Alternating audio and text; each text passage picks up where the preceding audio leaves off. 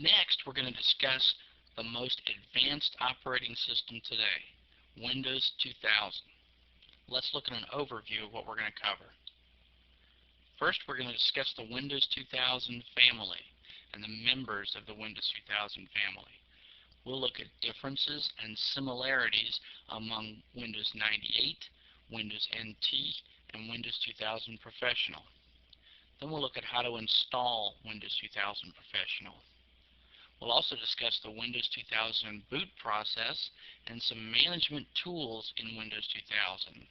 And finally, we'll discuss how to troubleshoot problems with Windows 2000.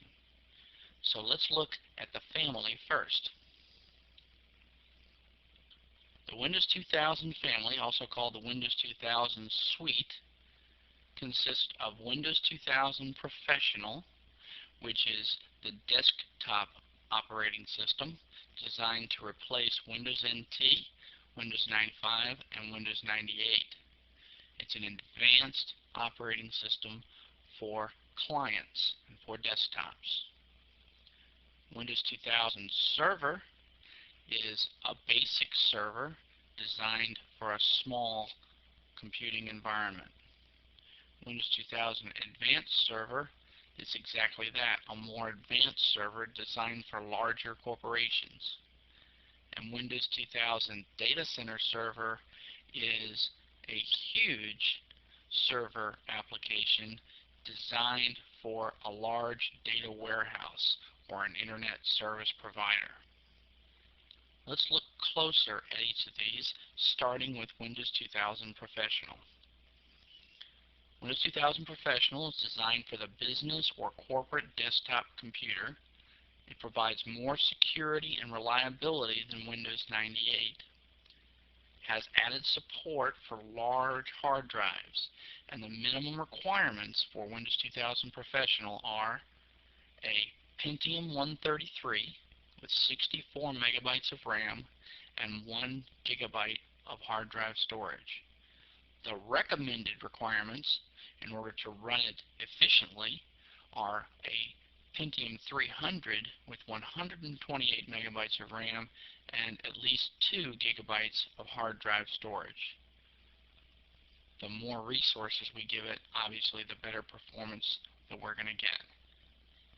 The smaller server, Windows 2000 Server, is designed as a network operating system for low-end servers, is intended to be used in a small business environment as the network operating system for a small local area network. Windows 2000 Server can also be used for a dedicated server, for example, a web server or a DNS server, but it's not designed to be a domain controller in Windows 2000. Minimum requirements are Pentium 133 or better, 256 megabytes of RAM, and 1 gigabyte of hard drive storage. Recommended requirements are a Pentium 400 with 256 megabytes of RAM and at least 2 gigabytes of hard drive storage. Of course, for the server, you're probably going to have increased resources even well above that.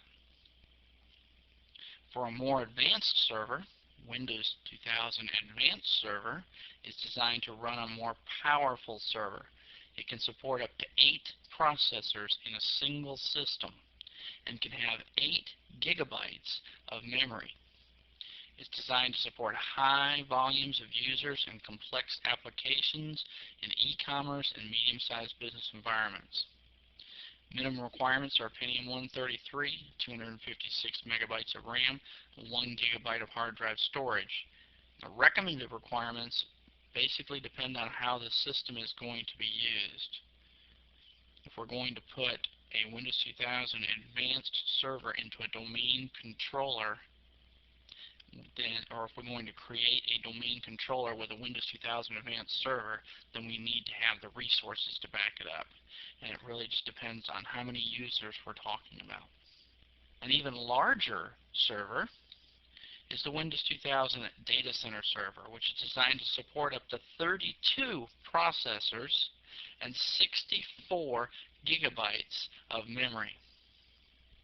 It's intended to be used in a large enterprise operation like those to support data warehousing or internet service providers. Minimum recommended requirements, again, depend on how the system is going to be used. But this is going to be an extremely expensive installation between the server and all of the hardware that's going to support it. And it is meant to be that way. This is for an extremely intense computer operation, like with an internet service provider or a large data warehouse. So in our next section, we'll compare Windows 2000 to Windows NT and Windows 98.